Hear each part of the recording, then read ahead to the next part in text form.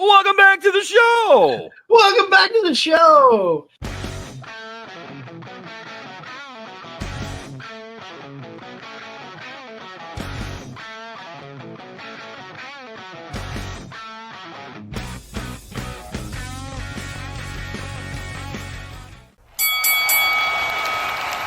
And now, your hosts of the Card Subject to Change podcast, the For Frequency's Sake Tag Team Champions of the World, the Wizard CZ, and Never Wrong Nick Bull.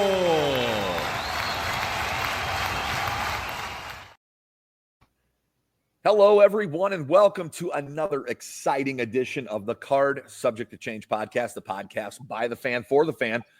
Of course, we are powered by Lopez Pizza, built by Durham Remodeling, colored by Ryan Allison Tattoo, and protected by Jared Zook of Country Financial. I want to thank them before we get things started here. Wouldn't be able to do it without those guys' support, and we are greatly appreciated here, not only on this show, Card Subject to Change, but also on the For Frequency's Sake network. Let's get back to the fun stuff. Hey, I'm Never Wrong Nick Bull. You found us.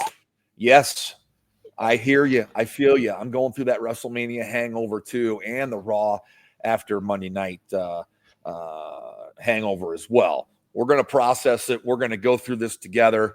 So settle in. It's going to be like a group therapy session, I think. Maybe that's what this is going to turn into. We'll find out soon. That man you heard chuckling, that is my tag team partner. He is one half of the For Frequency's Sake Tag Team Champions. He is the baseline that makes this show go.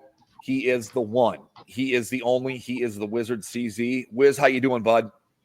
I'll be honest, I'm a little tired, but that's because of this past weekend. This was a long one. I'm glad that I was off work. I go back tomorrow, so back to the reality of the real world. But so when I'm celebrating that it's Wednesday, it's in reality your Monday. Yes. Okay. I'll make sure to let you know about that tomorrow in some way, shape, or form. Just jab it in there real good. Nick, before we get into what we're here to talk about, absolutely, I think we need to just mention in about a week and a half, May 3rd, we will be at the Sandra Lee Memorial Car Show. They are still looking for entries. They're trying to get 100 cars for the show, and wrestlers are going to be there. We're going to see Buff Bagwell, the Headbangers, and Lash LaRue. And the wrestlers are picking the best car, and the winner of their pick gets this gorgeous title belt you see on the screen. And if you look over on the right side of the screen there, you see a little pretty logo that says Card Subject to Change. I love it. I'll tell you what, we may not have made the big time yet, but there have been a couple breakthroughs where I've said, you know what, we're kind of getting some traction and we're making some ground here. One, when you become a side plate on a championship belt, that's pretty cool. Okay. However this podcast goes on long for and however it ends, I want that to be remembered. Hey, we were put on a side plate, but we're also on a ring apron as well. And that's pretty freaking cool, especially since we're a wrestling podcast. Why not? So, that was a perfect segue for you, CZ. It really was. You hit the nail on the head there. We are joined tonight by our guest commentator, the co-founder of Absolute Pro Wrestling. Let's bring him in, Mr. Jason Prentice. Prentice, how you doing, buddy? I'm sorry, I just we just needed a drink after the last 3 days. It's been a long weekend. And I need a drink about it. He really took this therapy session to heart. He's got on like the Card Subject to Change name tag. He had Card Subject to Change on the Solo Cup. Dude, this is great. Jason, so glad to have you with us. I think we're going to get through this together. I hope we can. It was a rough weekend in many avenues, both good and bad. But it was as the kids say, it was a WrestleMania, Indeed. Jason, I'm just going to start here because we've already talked about night one with our good friend Joe Winkle. I just want to get your overall thoughts on night one of WrestleMania before we get into talking about night two and the Raw after. So night one, I'm surrounded by family and friends. We're watching all this. And I felt like night one was very okay. And when I say that, that is an underwhelming okay. I felt like half the card could have stayed off the show. I felt like the other half, all right, whatever. There was probably 4 matches that really delivered, and there was 3 that just, what are we doing? We're putting something out there to put something out there. I thought that the most underwhelming match, which needed to be one of the more exciting matches, was Tiffany and Charlotte. They needed to deliver, and neither one of them did. And people will say, Charlotte did her best to help the girl. No, they both underperformed, under-delivered, in my opinion. And guess what?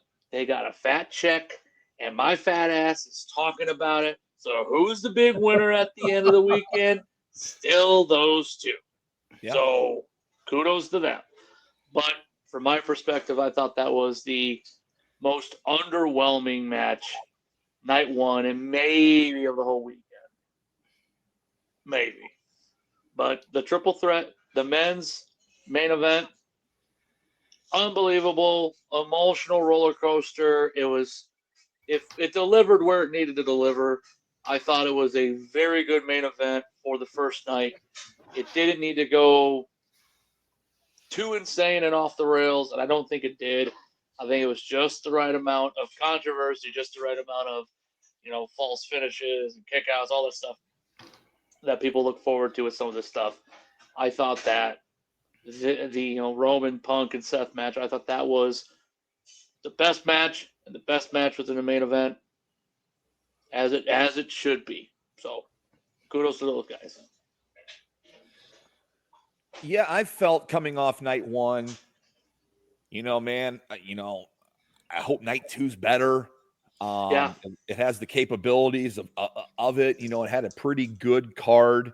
Not really any throwaway matches, maybe one throwaway match on there that I could live without. So, I was optimistic coming off that main event, which I thought was brilliant, by the way, and which I thought was the best WrestleMania match of the 2 nights, if you want to combine them. I thought that was the best match as well. But very well done. It wasn't too over the top with the false finishes.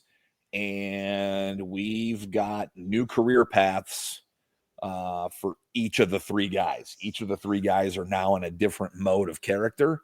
And that's what this show is for. It's for payoffs, and it's for new beginnings. When you weave in the Raw After Mania and the SmackDown After Mania, which we can talk about here in a little bit. But I really love the main event from night one. How are you feeling, Jason, going into night 2, after coming off a pretty good main event? I mean, a really, really good main event. I think when people say 41 from now on, they're going to go back to this.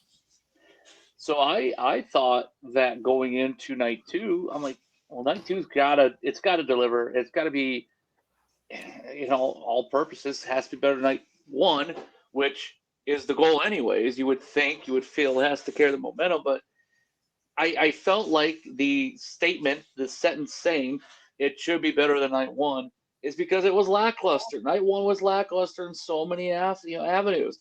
I thought that last year, really the last 2 years, were strong with a good showing on night 1 for 40 and 439.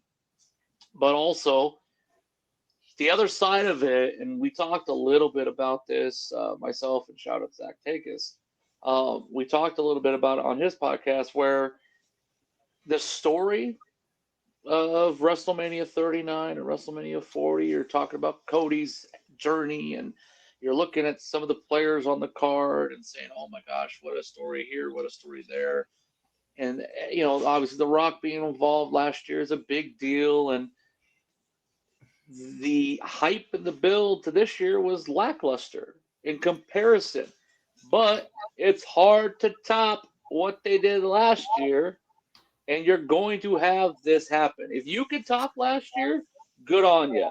They had a shot to do it, even with a low build, and that's what I was telling people. I said, it's good that they had a lackluster build, only if they pay it off with a phenomenal, undeniable show.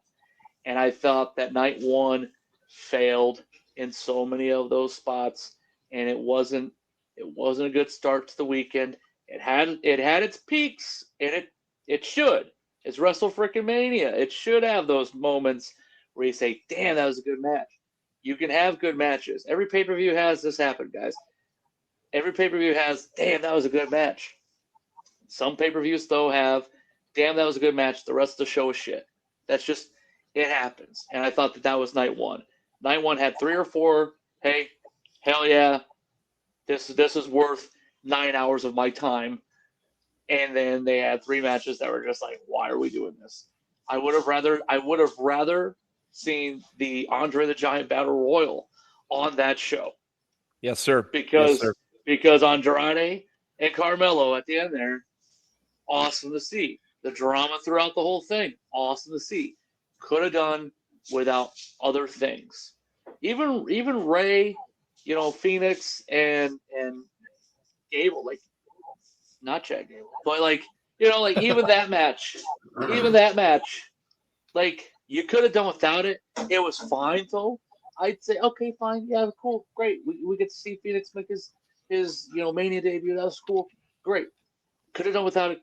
It was fine. That was on the show. And then you get some of these other matches. Just like, what are we doing? Why are we doing it? I get the concept of a 2-night Mania, but this is part of the problem. Is that you get some of these matches that are on there that you're just like, man, what are we doing? Why are we doing it? It just. I mean, they were obviously banking on their past successes because I really loved 39. 38 was decent. 39 was better. 40 is 40. So they were probably just betting on that. When was the last time you felt like this after a night one Mania, or maybe after a Mania? I mean, we haven't even talked about night 2 yet, which we're going to get into. But when was the last time you felt like this after a night one, or maybe after a Mania? Because I heard because I mean, I heard a wise tale online that said every 7 years expect a bad. Yeah, Shank had brought that up last week, and I'm just like, yeah, I can see it. I mean, I think the last time for me as a fan watching it, night one's honestly, I think this is probably, in my opinion, the first night one that was just lackluster. I mean, even the year after, they had the COVID year, night one, that was with the Boneyard match, but everything before that, I mean, can you be critical of it? Sure. But I mean, they're in the freaking PC. They get a free pass for COVID. Yeah, like you have to as a fan. You can't be like 36 is off the boards. But even then, like I think that night you had New Day, not even New Day. It was a triple threat tag, but it wasn't a tag. It had a triple threat match with Uso against, one of the Usos against Kofi against Miz, and even that, like that whole show was still better than Saturday night. I thought. I honestly believe it. I mean, it's just, but then you had Sasha and Bianca the year after in Tampa Bay. I didn't think that was a bad show. I think this was probably the first time in the double nights that it felt lackluster, or just that it was missing. You had a great cherry on top, but if you have a cherry on top of a shit sandwich, it's still a shit sandwich. Like, it doesn't matter. It unfortunately. So I think the last time, though, I was disappointed in a Mania, but in the moment, it's cool, and you're like, oh, this is great. 27, Rock, as the host and everything, Miz Cena. Miz. I was a huge Miz fan at that point. Taker, I'm a huge Taker fan. You guys have seen The Wall. Like, hey, watching it, cool. And then you look back at it. Okay, yeah, Punk and Orton was awesome to watch. Triple H and Taker was awesome to watch. That main event, Cena and Miz, was the shits. Was the drizzling shits. that's how that felt night one for me this year, honestly. Unfortunately. No, absolutely. And for me, you mentioned Charlotte and Tiffany, which I can't disagree with that. But for me, what really the match that I would have pulled first would have been the tag match between the Viking Bikers and the New Day. I would have switched that for the triple threat TLC match that's coming up on Friday. I couldn't believe that. I couldn't believe that they. Hey, we'll put the. I mean, you need something. I get it. I get the argument of why and why not. Last year you did the ladder. How many times can you do these repetitive multi-man tags? So I'm in favor of them not doing it. At the same time, DIY and Motor City Machine Guns, that is probably going to be a better match. No offense. Than the New Day and the Viking Raiders, the Biker Raiders, the Viking guys, the Viking Bikers. Like, even the New Day didn't know what the hell to call them on the press conference Friday. Right. Like they could have switched those two matches out. They could have done New Day and Viking Raiders on Monday, and still got the same outcome, still got the same effect, and still got the same everything to it. Especially, obviously, knowing what happens with the New Day on Monday. Like, I know you guys are saving that for a little bit, but they could have switched those two matches out. Could have been that, should have been that, but unfortunately, we got what we got. But yeah, the tag was disappointing. The women's match, I was talking about last week, where everyone's talking about Charlotte and Tiffany. And you're watching this whole thing go down, and were those real feelings, and was it this, and was that? They needed to deliver, because if they didn't, which they didn't, now all the chatter online of the people that are saying, this is just a shit feud with no control on either side, and just all the criticism becomes validated if you have a poor performance. And they had a poor performance, unfortunately. Two very good performers. I think some people are now cold on Tiffany, and they're like, well, Charlotte's Charlotte. Even Bayley says she's not on her level. Like, people are cold on her, but they give her a pass because they both had an underwhelming match. It doesn't matter how many years you're in the business. They both had a very underwhelming performance. It validated a lot of the criticisms going into the feud, into that whole show. So unfortunately for them, they got to live with that. A waste of Mania debut for Tiffany, waste of Mania for Charlotte. It's unfortunate for both of them. Well, what is fortunate is we are done talking night one. We are going to be onward and hopefully upward to night two. I was excited for night two. We knew that the women's triple threat was going to kick off the show. And not only did it kick off the show, I just went back and watched it again last night. It may have stolen the show. Yes. May have stolen the show. Yes. And it should have. It should have. You got the three best. I think these are the three best women in wrestling today. Mm-hmm. So you could argue Bayley. Okay. You could argue a couple others, but I think for the most part, if you polled 100 people, the majority would say, yeah, those are probably the top three wrestlers in wrestling, female wrestlers in wrestling today. So what I will say is that women's triple threat match got me hopeful. It made me listen.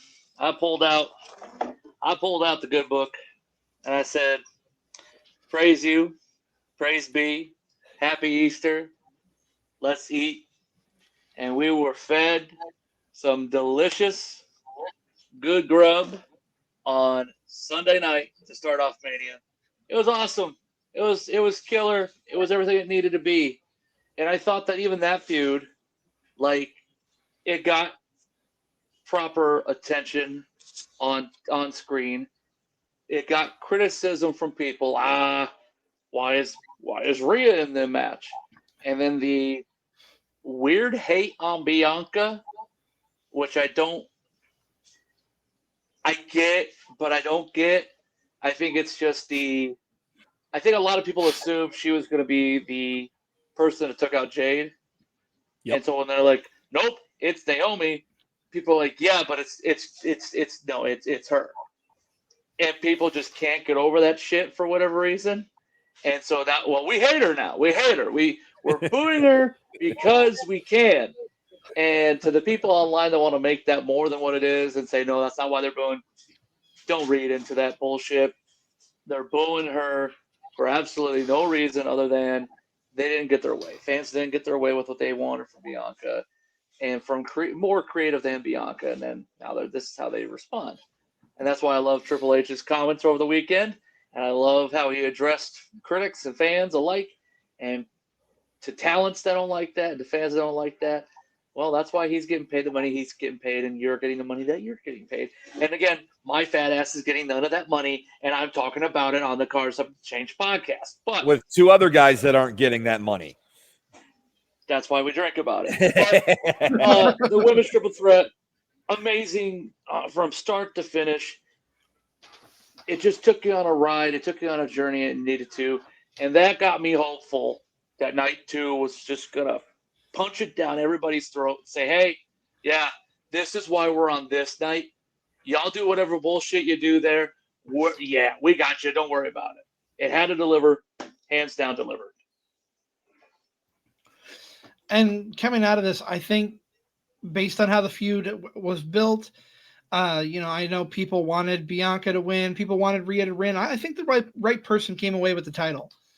I think it was well put together. And the fact that Io is still holding the championship after being looked at as an afterthought by the other two competitors in this build, that was a feel-good moment for me. That was awesome. Yeah. That's how they built it. I think if anybody thought that Rio was taking the title or Bianca was taking the title, good. They should think that to be surprised by the end with Io. I predicted Io was going to win. She won it. It was awesome. And it just validates her further. Bianca can eat a loss, Rhea can eat a loss, and they could still be the legit badasses that they are. Io can win, and now she's on that mega level even more. Because let's be honest, she is a top star, but compared to Bianca, compared to Rhea, people they're not placed in her top 5 even. But I think with this, hey, you put her in a position to where now you can be. If they let her run with the ball for a little while. She had a run last year going into Mania 40 against Bayley, but this is different. It needs to be different. It needs to be special. They need to let her run with it for even further. She's had the belt, I believe, since early March. Let her run with it. Let her go into SummerSlam as champ. Let her have runs against people like Julia. Let her have runs against hopefully a returning Asuka. Let her have runs against all these people. Nia Jax even. Yes, I said Nia. I know people are going to hate that one, but listen, people weren't getting heat like Nia was getting heat last year. There's a reason why she worked. The reason why people liked that Tiffany took it off her. You hated to see her. You hated her as champ. She did her job.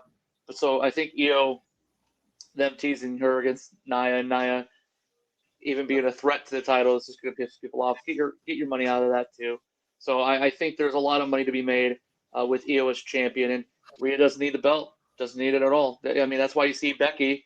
That's why you see Becky, where she's at, and that's why you see all these players where they're moving right now. Is because you can interchange people. The company has a great opportunity to do what so many promotions and other places rarely get a shot to do, and that's, hey, we have 20, 30 top stars, and we can place them anywhere we want right now. This is where we need you, and they can elevate. And that's all it's going to do. It's not going to be looked down on. It's just that's how it was in the 80s. The IC title was not looked at as, it's subpar. No, it's Brett is carrying that sumbitch, kicking ass, doing his thing. Obviously, more 90s, but like just 80s and 90s with these guys, Steamboat, Savage, and then Sean, your Bretts, guys that are able to work on the mid card but still be attractive enough of a name and still be a star. And obviously now this decade, this century, this whatever. With this landscape of WWE, you have tons of talent with Rhea, Io and Bianca. They can do anything, and it's still going to be one of the top things on the show with or without a title. Yeah, I was just thinking while you were explaining things there, it triggered something with me. It's like, they have made Bianca and Rhea big enough stars, and they've become stars. Well, I mean, I'm not saying it's just WWE. It's them also getting the character over. Like, Bianca and Rhea don't need the belts. They can go out there and have a feud with somebody, and people are still going to watch. As Io, I think people don't appreciate Io enough, man. She's special. She really is. Yeah. And them giving her this win on that platform, maybe a little bit longer title run against, a run of opponents is going to solidify her even more. But I think it's a testament to the talent and the depth that the WWE women's roster has, where Bianca and Rhea are your two biggest female stars right now. Yep. You could argue Becky Lynch as well with her coming back. And they don't have titles. Becky doesn't anymore, but they don't have titles. Spoiler. Right. It's such a quick spoiler too, It's like the old 1, 2, 3 Kid Bob Holly title reign. They wanted a Rumble and then lost it the next night on Monday. Yeah. By the way, do you like my Becky figure?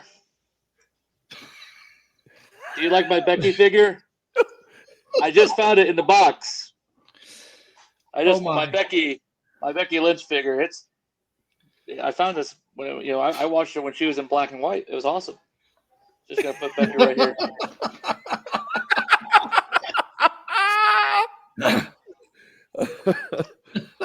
There's a new video package for your intro, boys. You're welcome.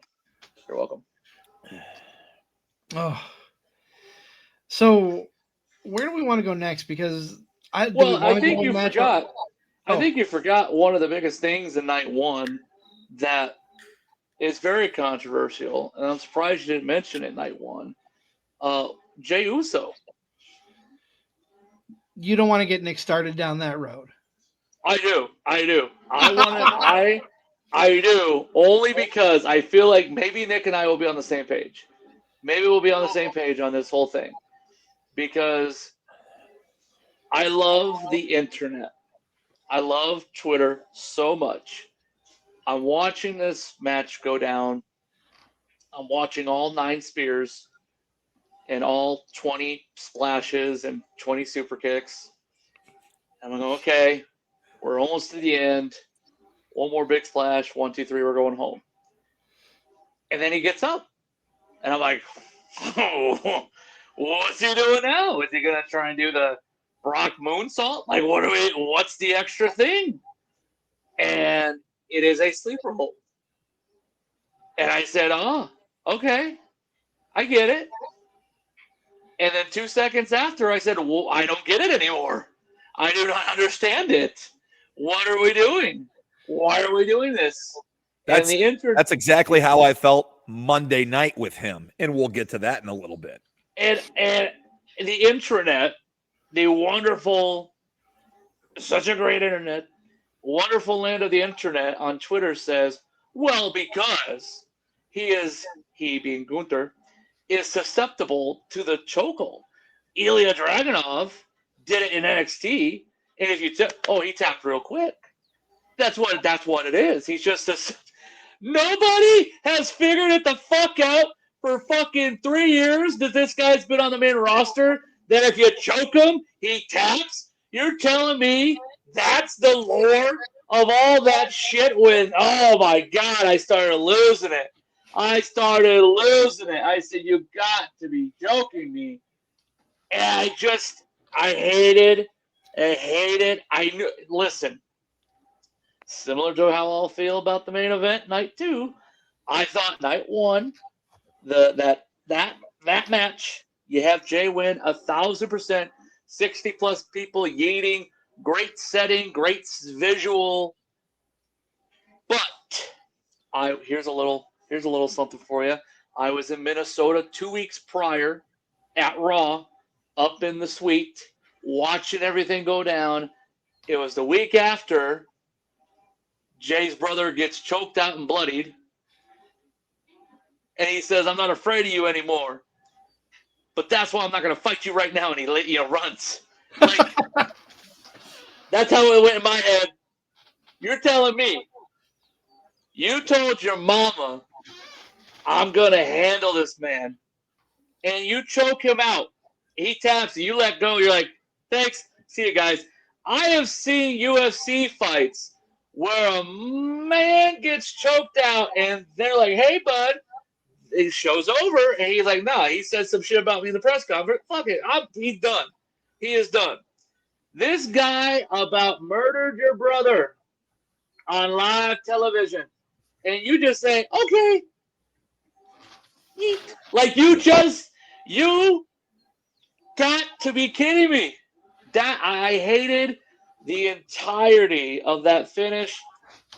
Yes, it was the right call for him to win.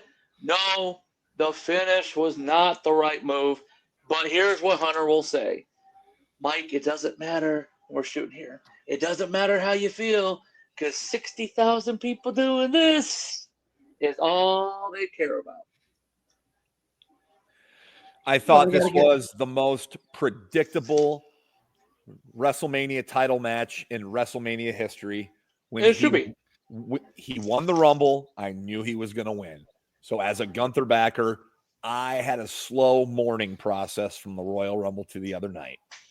I was just pissed off about the finish. I don't think Jay is world heavyweight championship material. I don't. Sorry, I don't. And now he gets behind The Miz, Jinder Mahal, and the Great Khali at the end of the line as the worst major title holder that I can think of in recent history. The difference is the money movement on his end compared to those guys doesn't matter. I know it doesn't, but the moments he's had in the ring compared to those guys is above anything they've done. The problem for me, Miz main evented at WrestleMania. He did. Not main event Jey Uso, though. He doesn't remember that main event, just like everybody else probably wishes they couldn't. But I remember it. So I do too, and I wish I could. But I know. I wish I got the Miz's concussion. But I like Jay. For me, I don't hate him. I just don't like him as a champion. It's been a struggle, though, to be on the bandwagon of because I get why hey, you sell merch, you draw seats, you do this. Absolutely. As a promoter. Jason, LA Knight did that too. I agree. Trust me, I would have rather seen him in a position. Why's he got the US? He doesn't need it. Now it's off. Now I'm hopeful. We'll talk about the Monday thing because there's a lot of Monday stuff that I feel LA Knight is they're gonna shift. He's gonna be involved in some stuff. I hope. I prayed. I pulled out the good book again, gentlemen. And I said, Lord, help us, Lord. But yes, we'll talk about all that soon. But I get why you move with Jay. But ever since last year's WrestleMania with his wonderful match with his brother, it's been tough. Yeah. He did it. Obviously, he's proof that it can be done. But how do you come off a WrestleMania match like he had with his brother and be the hottest thing in the company or one of the hottest people in the company? Because he connects with the crowd. Yeah, which is huge, and that's a big part of it. And listen, even as a promoter, we have that happen. I've seen it. Not even as a promoter, I've seen it as a performer on shows. You see some people where you go, him, and then you see why, and you feel it, and you connect with it, and it's like, okay, yeah, I get it. Jay's one of those guys, and it's not that Jay's not a good wrestler. Or I guess depends on what your definition of wrestler is for some people. Jay is a good performer, but there's just and then the people are going to say, well, he's not Roman. He's never going to be Roman. He doesn't need to be Roman. He just needs to be Jay. He just needs to be Jey Uso, and that's it. But run's still early, gentlemen.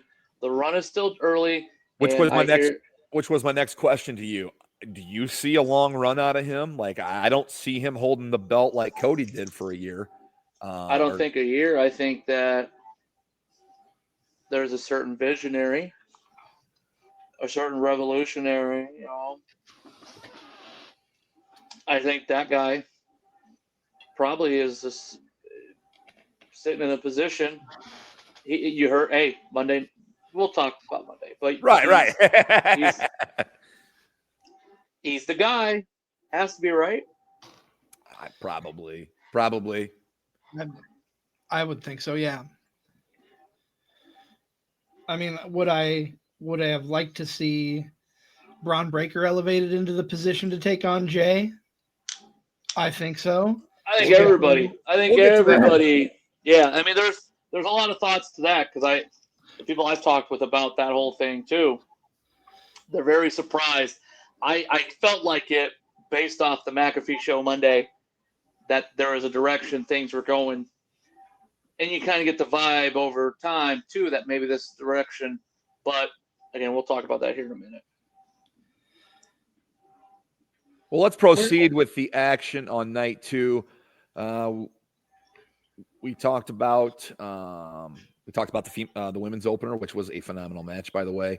We then go into Damian Priest, Drew McIntyre, the street fight, Sin City street fight, whatever you want to call it. I like both these guys. I think these guys were both 2 ships lost in the night that, neither one of them had anything. So let's get on Mania card and let's do it, Yep. Drew finally gets a Mania win, gets a win back after losing last year. And, what's next for Damian Priest? I had no problems with this match. I thought it was fine for what it was. Wasn't anything too, over the top here, but I thought these guys did the best they could with the time they were allotted. And I figured Drew was going over, and that's what happened. Yeah, I thought that it was a good match. I thought, again, you start off with the women's match. Okay, how do you follow it? Well, it's not going to be better than the women's. It's just, I feel like it's another Drew match, it's another Damian match. But their stuff last year wasn't bad. Everything they were putting together during that run was really good, and I thought this was really good too. You add a stipulation, which can be hit or miss, and I thought that they embraced the elements. I thought that they did a really good job, and I thought that this is what it was. It didn't need to go above and beyond, but I thought that the women brought it here. Now we're coasting. Now we're not dipping down. We're not losing momentum. We're not losing interest. We're steady, ship steady. So I thought that in that aspect, Drew and Damian delivered what they needed to. And the biggest thing now too is what do you do with them? What do you do with both people? You need, you hear Bruce Pritchard talk about fresh coat of paint. I think they both get somewhat of that. I think you see, I don't know if there's going to be a draft. I mean, do they really need a draft at this point anymore with everybody appearing on both shows or all 3 shows? But I think you see Drew move over to the red brand again, which I think he needs. I think that would be good for him to be on Raw again for several reasons, which will tie into the conversation here in a minute about Raw. But Damian, I think you can listen. He's another guy. We talked about Rhea, Bianca, Io. You could put Priest in with guys like Jacob Fatu, have him working in that U.S. picture, U.S. title picture, because that was another thing. Night 1, I thought, we talk about night 1. The triple threat was really good. I thought if there was one match that competed with or was better than the triple threat, Fatu and LA Knight was that match. So yeah, I mean, I think there's another group of guys you can do some stuff with. LA Knight needs to be pushed to the moon, and they just it's do or die. It feels like with that guy. I agree. As a fan, because you got your run out of him. It was solid. It was good. You got your match. He's having a good match on SmackDown every week. He's having a great match on pay-per-views. Now we got to do something. There's got to be a payoff, and I think he needs a move. I think that's similar to Drew. Move him over to Raw, and I mean even Drew and LA Knight. That's a solid, that's a solid book. That's a solid pair right there too. Put them against each other. I think that could be some good stuff, some good entertainment. But yeah, he if you don't putting Priest for now in that picture with a Fatu and LA Knight, even Shinsuke, if they ever want to make him relevant again for 2 months, you put those guys in that mix. Jason, let me ask you this. Speaking about LA Knight, excuse me, do the powers that be have the confidence in him to be in that main event picture? Does he have a glass ceiling right now that he can break through? So I think they have to have some confidence in him because you put him. And I don't disagree. You put him in a position as a champion. Put him in prime spots as far as match placement on a show. Quarter hour, start of the show. You plug him in with certain people because he's gonna get that reaction, bring in that audience. So I think they know it, but I just, again, they're fortunate enough. You have so many guys that can be in the main event picture. Yeah. And for those guys too, it's even like, okay, we got to do this. Like Roman's sitting there saying, hey, I got maybe 2 years left of doing this. So now you got to get Roman matches that are desired done and over with. Punk, I feel like Punk's another guy. Okay, maybe he's got, let's be honest, maybe 2 or 3 good years. Yep. And then who knows? Not saying guys over 50 can't go. Cope is a good example of it. I think Cope's still killing it over the age of 50. Jericho was for a minute, and then it's weird. He got skinnier and started not. And I say this as a big guy who lost weight. You get skinnier, you somehow lose a step. I don't get it. But I think guys over 50, it's either hit or miss. Flair was an example. Hogan was an example. Taker tried to avoid being an example. Couldn't do it. But, for Punk, he's got a couple good years. So I feel like they feel the pressure of let's get these guys while we still got them, and they're still able to go. And so they hold off on some people, but you can't anymore. LA Knight should have been, in my opinion, he should have been in the position Jey Uso has been placed in. Yes. And unfortunately, it's not the case. You could have gotten that same feel and probably a better match with LA Knight against Gunther with 60,000 people, screaming, yeah, at the top of their lungs versus doing the yeet for a little bit on a lackluster finish. But LA Knight's there's a time window. They should know it. If they're not aware of it, they should know it. Imagine, look at Austin. And I will compare it because it is comparable. When Austin was getting over in '96, they were doing everything they could. They're 96 Austin, middle of '96 is when he got really hot. '97 they didn't do nothing, and '98 is when they pulled the trigger. LA Knight, kind of the same, same length. The gets over in like 21, 22. Okay, so you wait. 23, he gets his big push. 24, they should have done more. Now this year, it's you kind of got to do something with them now. You can't just let this get away. There's money to be made. There's stories to be told. You got to do it this year. And he is, or at least one point was, as big of a merch seller as Jay is with the as the eat. Yeah. Big time. Big time. Absolutely. We are the Card Subject to Change, the podcast for the fan, by the fan. I am Never Wrong Nick Bull, joined by my co-host, the Wizard CZ. We have the co-founder of Absolute Pro Wrestling, Jason Prentice, in the studio tonight, and we're breaking down Wrestlemania Night 2, which leads us now, if we're done talking about Damian and Drew, to the Intercontinental 4-way. And I was really excited for this match because 4 guys I love to watch in the ring, 4 guys that I like as characters, and I just thought it was nearly impossible for these guys to go out and have a bad match. I'm talking about the champion Braun Breaker defending his belt against Dominic Mysterio, Finn Balor, and Penta. What a turnaround! Oh, go ahead, Jason. No, you're good. You're good. You go ahead, Susan. I loved everything about this match from the start to almost the finish. I loved the story progression. I picked Dom to win. I thought him pinning Finn would make things dicier in the Judgment Day. That's what went down. I love the action of this match. Braun had a WrestleMania moment with another captivating spear. My complaint: it's the same damn finish as the match 2 matches ago, and it's the biggest wrestling show of the year. How come nobody's bitching and complaining about this? Like, when it happened, I'm like, I just saw that. What's going on here? That we know of. That's the thing. Yeah.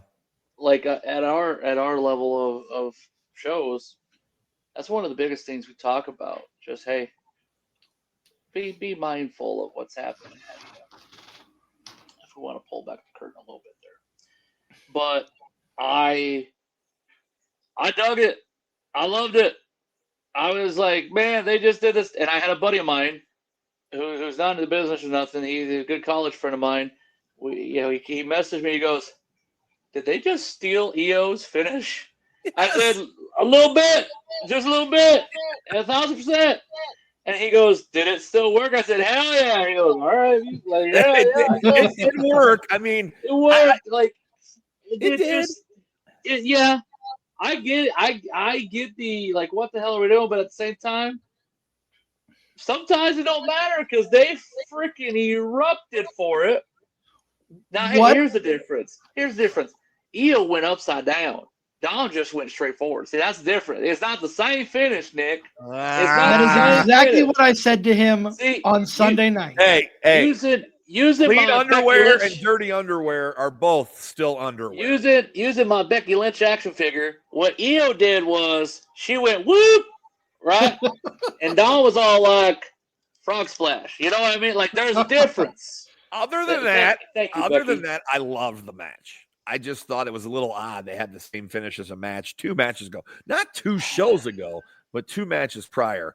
I'll say the same thing about Braun as I did last year about Gunther after Gunther dropped the belt to Sammy at night 1 of 40. Bigger things to do. Yep. Braun's got bigger things to do. We'll get to that.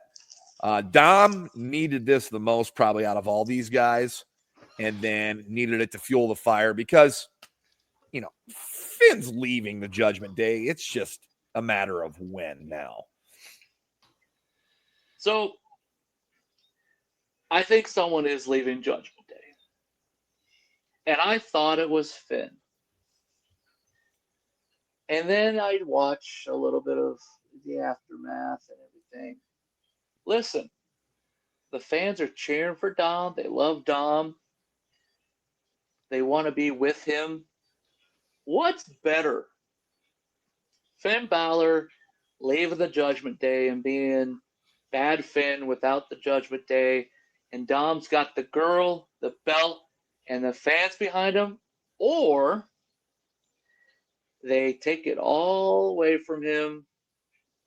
Dom loses the girl, loses the belt, has to eat a little crow, maybe ask his daddy to forgive him a little bit, maybe ask his mommy to forgive him a little bit, and now you get the redemption arc. So is Dom losing the girl? Is Dom losing the girl soon? Sooner rather than later. Man, I thought she.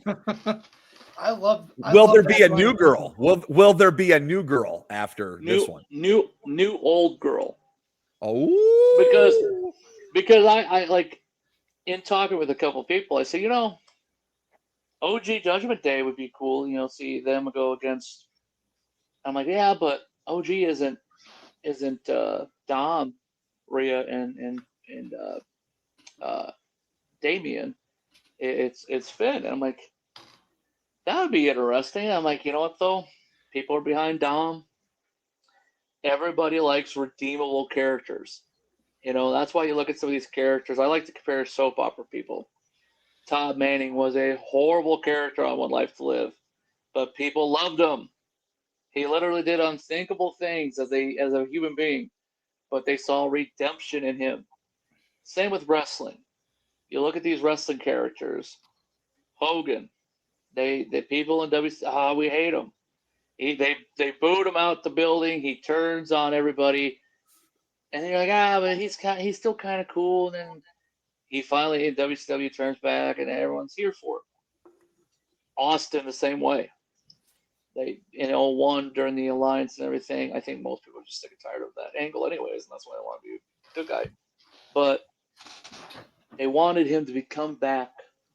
So for folks that are cheering for Dominic, if the company doesn't see there's money to be made with him, and the money is in the babyface, they're gonna lose some. They're gonna lose some money there. I think. I think we see that.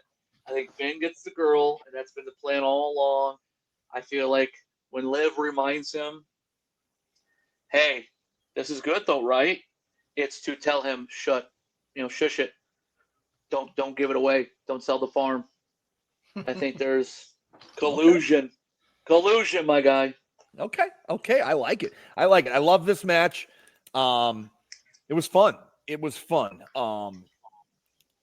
I've watched it twice now since it aired. I enjoy it. It's just a fun match to go back and watch. Just 4 dudes going. It's a fast-paced match, and I mean, it's not a 5-star Meltzer classic, but it was definitely entertaining and got the job done. Yeah. Yes. And kudos, like you've been talking about, to Dom getting the crowd behind him. What a turnaround from being the most hated person in WWE, or arguably so, to having that loud of an ovation when he won the title. Holy shit. That's awesome. Yeah. And you know what? I will say, like Monday, when we talk Monday night, I have a grievance, like Nick had with some of this stuff. I have 2 grievances to tie in together based off of what happened Sunday and going into Monday. So otherwise, I thought, phenomenal job by all 4 of those guys. Penta, people are like, Penta looked upset.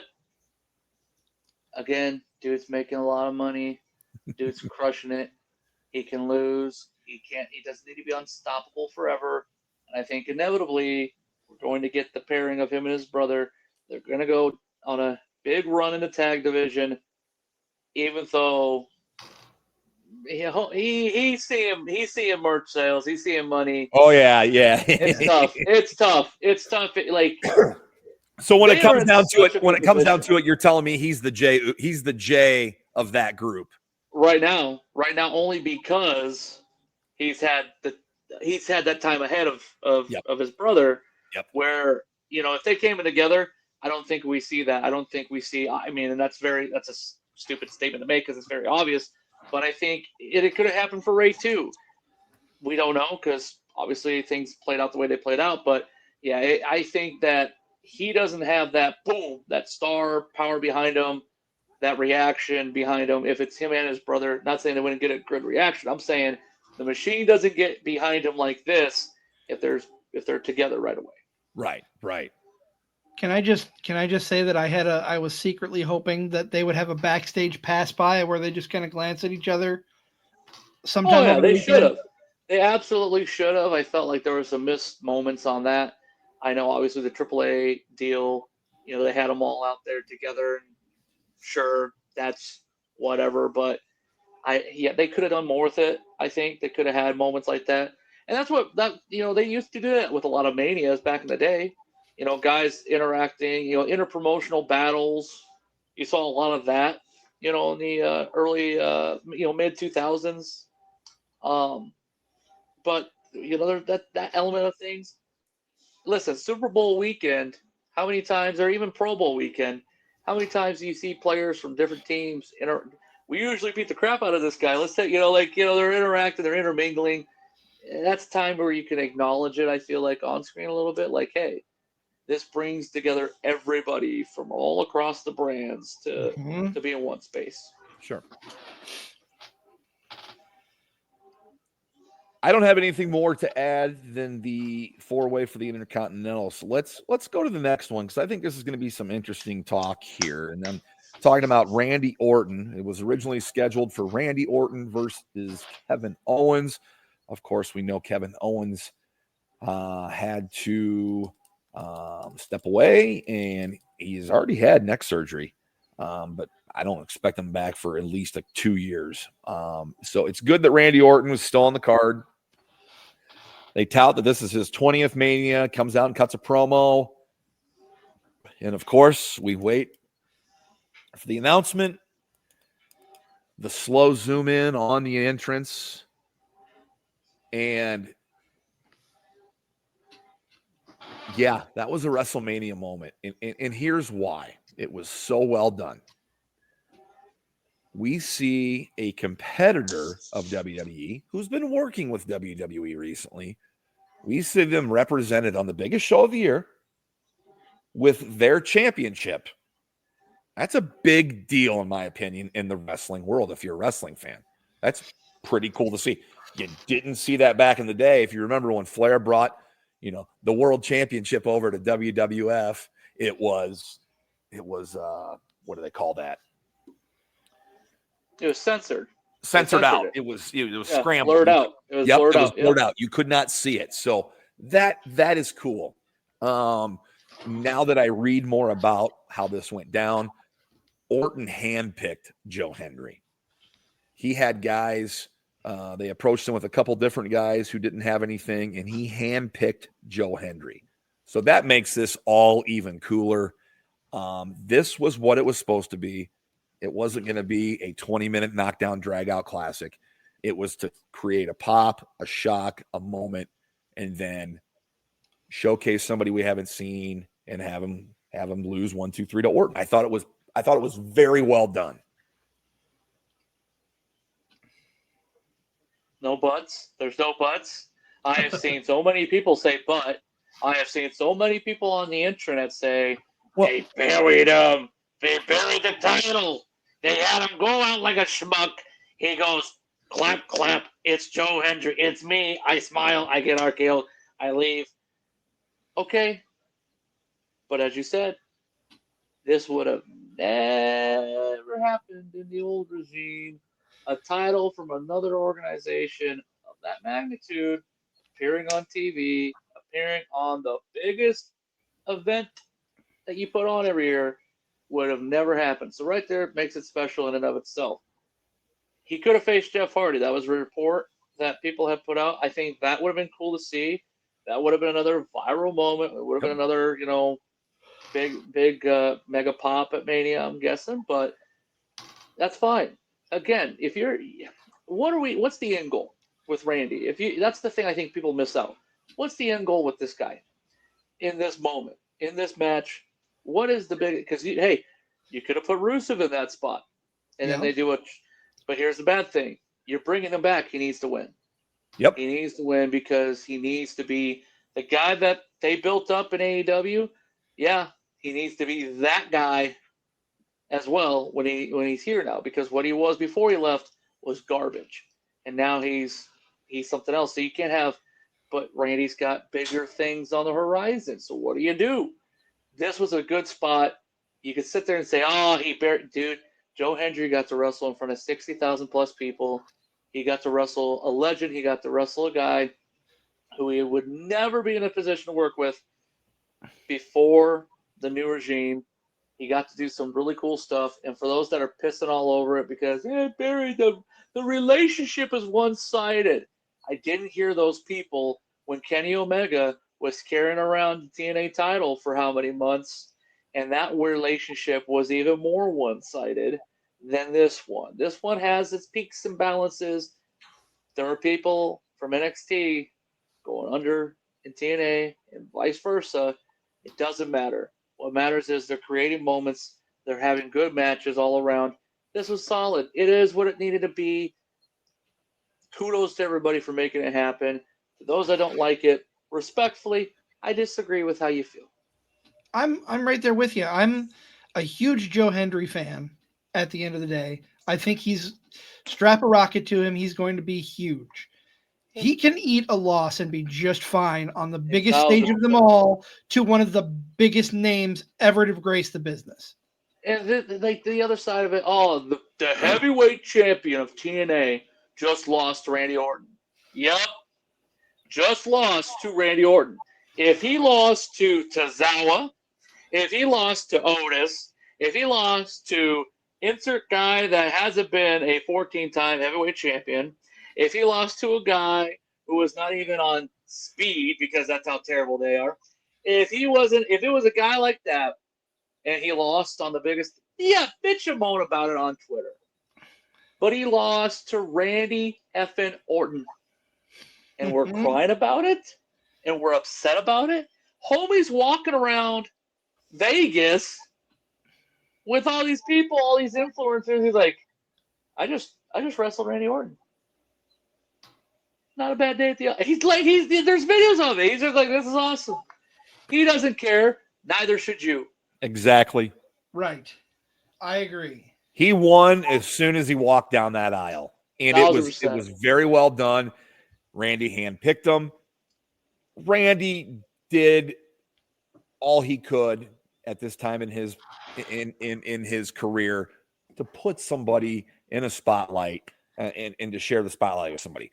My one criticism with having Joe Hendry there, and it's a fair criticism, I think a lot of people have it, you got so many people on the roster, why can't you give it to one of them? And I get Sami that. Zayn, I Sheamus. get that. Yep. There were plenty of guys. There's plenty of guys that didn't have a match, that could have had a match, that maybe should have had a match. But also, I'm going to take that argument that you have, which is very, very valid, and say you could also slot them in certain matches that were on the damn show. Yeah. Hey, Rey Mysterio goes out. Who's the next guy up? Why is it Rey Fénix, who has been around for X amount? Well, because he's facing luchadors. And Sami Zayn, well, he's not El Generico anymore. So you got to go. You're forced to go with this. Okay, storyline purposes, you go with that guy. I understand it. However, you could just say, screw it, and change the course for one night. There are plenty of matches on night 1 and 2 that could have been replaced by guys who deserve to be on the card. Street Profits deserve to be on the card. DIY, Motor City Machine Guns. There's tons of guys you could sit there and advocate for. Not necessarily in the Randy spot, but just throughout the whole show. So it's easy to play armchair quarterback. In this position, they made a big moment. They popped a bunch of fans who spent $1,000 to get their tickets up front. Bingo. They needed to do something big. That's something that was big. TNA and Joe Hendry, they benefit from it. Even if you don't think they do, listen, I got a friend of mine who works in digital. Him and I, we were talking about it over the weekend. He's like, this was huge for us.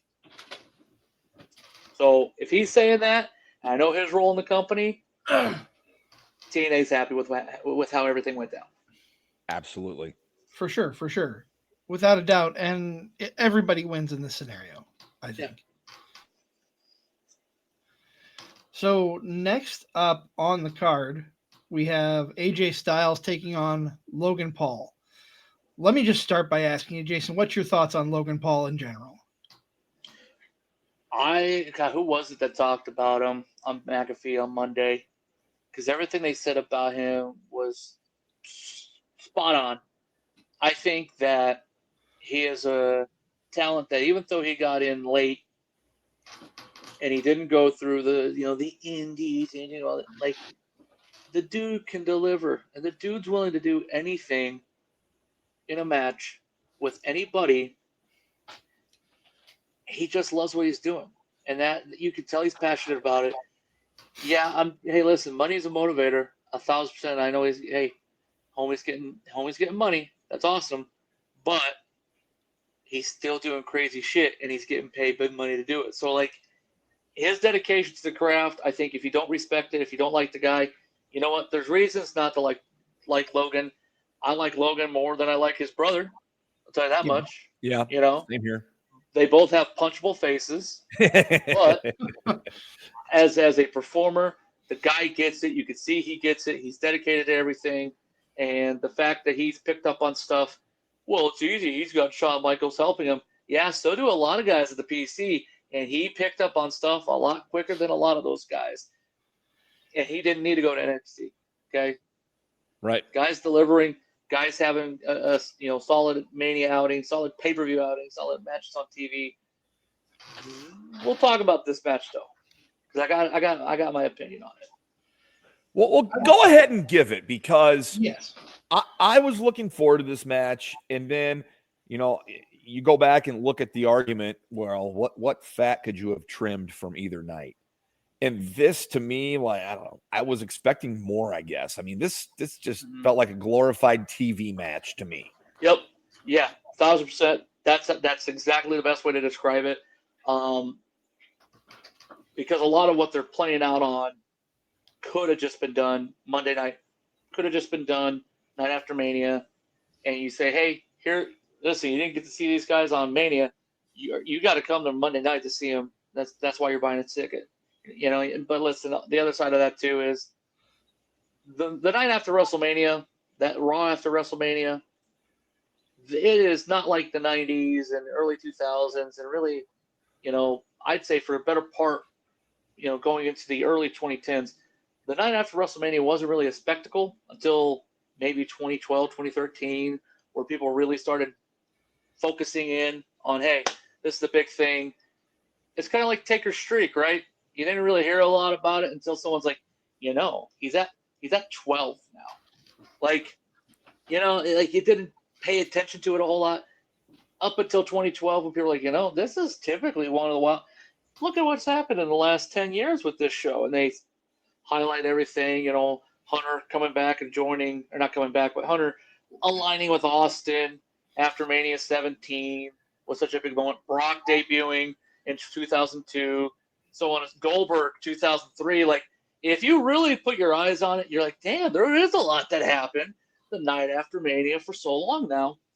And so, like, nowadays saying, hey, Logan and AJ could have been on Mania or the Raw After Mania, you sell an extra seat. Yeah, it's sold. Your sell of the night after WrestleMania Raw it's the night after WrestleMania Raw. Like, you don't have to say we have this match. It's just a cherry on top. But this match could have been on TV. Karrion Kross. People didn't like it. Didn't like him in that role. And then he did what Charlotte and Tiffany needed to do, which was cut a promo that was money. He comes out, and people were shitting all over it online. He ruined the whole thing. AJ and Logan had a solid TV match. They had a solid match, period. I think it was Logan's worst Mania match, and maybe, I'll say it, AJ's worst Mania match too.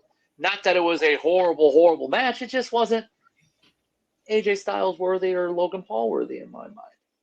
And that happens. Some guys just don't mesh. It is what it is. But people were crapping all over Karrion. And then he cuts this promo that everyone's like, well, damn, put the rocket on that guy now too. Like, just let's put that guy up there. So coming out of it, I think the big winner in all this Logan and AJ thing is Kross, which is amazing. Yeah. All things considered. I don't disagree with you. I think him and Styles are obviously set up for a feud, since Logan Paul's really not full time, and I hope Karrion Kross can make the most of his TV time. I think it's a guy they need to have, and I think it's a guy who legitimately cares about the business, and he's not awful at all. The problem, they just haven't really had anything for him main roster. Yes, the problem is he needs to deliver in this feud with AJ, but the other side of it is, it's just like Dom. You come out of a scenario where this guy is super hated, no one's high on him, and now he's coming out and they're saying, well, we're behind him. How do you get behind a guy? You have to kind of wait the storm out a little bit in scenarios like this, and it's happened plenty of times in wrestling. Daniel Bryan is a very good example of it. Him in that run against Sheamus, people wanted to get behind him. People really wanted to be with him towards the end of that. And they were still, nope, you're a bad guy, you're a bad guy. You kind of just had to take on the storm as they approached him and Kane, and then they finally do all the Team Hell No stuff, and then they're fully behind him as a baby. You kind of have that similar position now with Cross where, okay, they're going to do him and AJ, obviously. You kind of have to wait this thing out, but here's the problem. AJ needs a win, in my opinion. Karrion needs a win. Who needs it more? Cross does. What are they going to do in that situation, though? Because you got to have one loser, and that can hurt some guys, if you ask me. I think AJ can eat it, but I don't know. I think Cross needs to win. They need to push him in a position. AJ, though, honestly, AJ reminds me of where Edge was towards the end of his contract, towards the end of his last run with WWE, where we can have these banger matches with him, but what the hell are we going to do with him in the future? And that's why he left and did his thing. And there's a lot of rumors circulating that AJ's in a contract here. And this could be the thing that kind of, we got nothing else for you. Thanks for doing the time. See you later. I don't know. He said he wanted to be done wrestling when he was 50. How close is he? I think it's 48, 47, 48. Okay. Let's do a little research. We'll do a little quick research. 47. 47, yeah. He'll be 48 on June 2nd of this year. Hey, if he's going to leave, I want him to go back to TNA. Yeah, but you know what, though? He could stay in that position. He could be in the company and just say, hey, move me there. Because, I don't know. The other side of it is money's a motivator. Money's a hell of a motivator. Hey, go hang out with your friends. Go make a bunch of money. Your friends are no longer here. You really, none of his boys, none of those guys are there anymore. So, yeah. I don't know. I don't know if that's a motivator or not, but AJ's in a very weird predicament. And it's interesting to see what the company's going to do. Shinsuke's another guy in the same position, in my opinion, where you kind of used him up, and now what? And that sucks. That sucks because he's another good egg. He's another good hand to have. And I will say on the flip side, not to get into just a bunch of randomness, but even AEW is starting to have that problem with a bunch of these guys is what do we do next besides just have a match? And I think that's the difference is WWE, they see it, they understand the problem, and they just, hey, if we can get you back in the rotation and it makes sense, let's do it. But for now, you got to do your thing. We're going to do our thing. We understand. So right. That's where I think they are right now. And that sucks. You mentioned Shinsuke Nakamura. He should have been handled a lot better than he was. You say they used him up. They used him up in the wrong way, in my opinion. I agree. Should have won the title at 34 when he won the Rumble. Should have won it at some point in that feud with AJ. Could have had a very good run, in my opinion, as a heel champion. And then AJ gets it back or somebody else gets it. But they wasted too much time with it. And unfortunately, the guys that were watching New Japan weren't watching the full clips, I guess. I don't know. I don't get it. Yeah, I don't either. I don't understand it. We're going to continue. We're going to continue down the card here unless you guys have something to add. We're going to go to the women's tag match. That's next on the card. The champs, Liv and Raquel, taking on Lyra Valkyrie and a mystery opponent. We can rip the Band-Aid off Monday night now if we want and go ahead and discuss the aftermath of this match or not. No? We can wait. We can wait. Okay. Liv and Raquel, Valkyria out there by herself, and the man is back in town. Whoa. Whoa. I found my other action figure. I found my other Becky action figure. I found her. It took me a while to go into the closet, but she's been away for a while, so I had to put her merch away. So, But, yeah. She looks great. Yeah, she does. She looks fantastic. She looks good. Hasn't lost her form. Nope. She looks good. If there was ring rust, it got knocked off early. I know. I mean, they live not too far.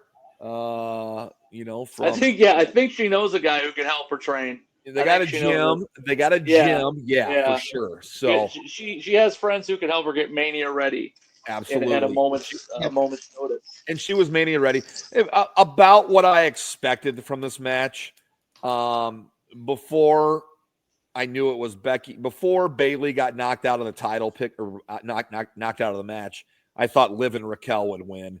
But after that happened and the mystery partner and all the talk of Becky Lynch, I thought for sure they would win. And they did, creating a WrestleMania moment, not only for Becky Lynch, but for Lyra Valkyria as well, who is the women's Intercontinental Champion. Yeah, she needed a big moment. I felt Lyra did, because they're doing so much with her in that position as the women's Intercontinental Champion.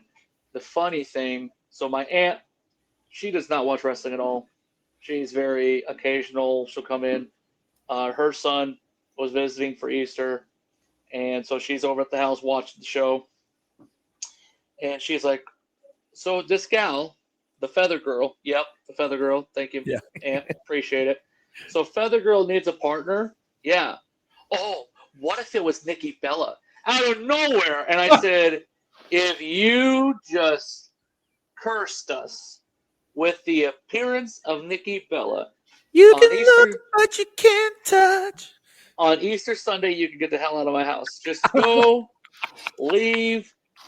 Keep the cheesy potatoes at the house. Keep the deviled eggs. We'll take care of that. You just get the hell out of my house. The green bean casserole. Goodbye. Yeah, thankfully, thank God.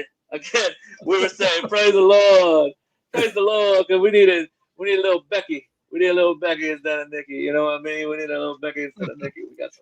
We got some Becky, unfortunately. But yeah, the match was fine. I like this. Is the other side of it too that I like. So people are like, I hate it. Bayley doesn't get a moment. I agree. Hate it. My niece Jade loves her too. She hated it. I wholeheartedly agree. Bayley should have had a moment at Mania. Her interview with Chris Van Fleet breaks my heart when she talks about a lot of the challenges she's dealt with and just her mentality on some things wrestling wise. You just feel for her as a human being, not as a performer, but a human being. And so she gets, she even hinted, this interview was filmed, I think on Friday night or Thursday, and she even hints that people are going to be upset coming out of this weekend with what happens with her. And Chris is like, is that foreshadowing something? And she's like, just you'll see. And so you're like, what? She deserves to have a moment. She got a moment last year. She's been super solid. She should have gotten a match at Mania, and you could have had Becky involved with whatever. But the story of Becky and Liv, they bring it back. They bring it full circle. Cole, McAfee, Barrett, they did a great job of, this makes sense. Liv's been saying for about 10 months now, hey, she retired Becky. She did all this stuff. She's the last person who beat her. She did all this. Awesome job. Yep. So creatively, I understand it. And kudos to those guys for telling the story, which is what we're all about in this world, telling the story of why and making it make sense. Good on them. The match was what it was. It wasn't a 5-star classic, but it was a solid tag outing. And it needed, listen, I think the Logan and AJ match kind of dipped a little bit on the show as far as our momentum. I thought the tag, you make a moment, you have a good solid match. It brought everything back up to speed, especially right before the main event. So, before we talk about the main event, I want to ask you, I kind of felt this going in, not with every match, but I feel this was the most predictable Mania in a while. You kind of knew the writing was kind of on the wall. The storytelling was good. I'm not complaining, but you kind of knew, you knew Jay was coming away with the title. You kind of knew where things were going to go. What do you feel about that, Jason? I feel like there are certain elements that were predictable. Coming into it, I feel like half the card, you're like, all right, this is what's going to happen. Here's the beauty of it, and this conversation after night one especially. Hey, I bet you money Paul, teams up with Seth. I further went on to say they're going to be involved with Cena the next night. I was wrong about that. Wish it would have been that way. But I say to a few people, I'm like, Paul's definitely going to leave it with Seth. There's no way around it. It's going to happen. Yep. We go in, we say, oh, this is going to happen. We know it's going to happen.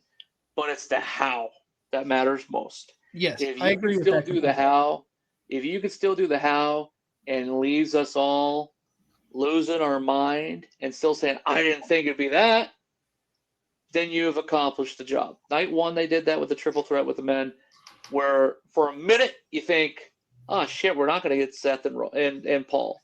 Because he hands, and Roman's just beating the crap out of Punk with the chair, and you're like, damn it, all right, this is interesting. Well, then what did I do with Seth? And then, okay, we're back on track. Holy crap, what in the hell is going on? So while predictable in some cases, it's all about the payoff and it's all about the finish of it all. If you can still, that fatal four-way felt like Don was going to win. How does he win? The most beautiful fashion, even if it took away from, even if it stole its, hey, copy my homework, but don't make it too obvious kind of thing. Even though they did the EO's finish, I thought that that was predictable, but it was still an awesome sight to see. And I think the fans there, that's your proof. Orton, that was unpredictable in all the best of ways. And otherwise, I think half the card you could be like, yeah, you can see it going, but it all boils down to how they did it. I think in a lot of avenues they did great, but there's still one match to talk about where I don't think they did. I can't wait to hear this. Let's just go ahead and rip it right off. John Cena, history was made as he became what he calls himself the last real champion, title of the show. I rolled with it just because of the history aspect, but Mark. And proud of it. I'm kidding you. But Jason, I'm going to let you take the lead here. I'm anxious to hear what you have to say. So, talked about the commentary, Michael Cole and those guys.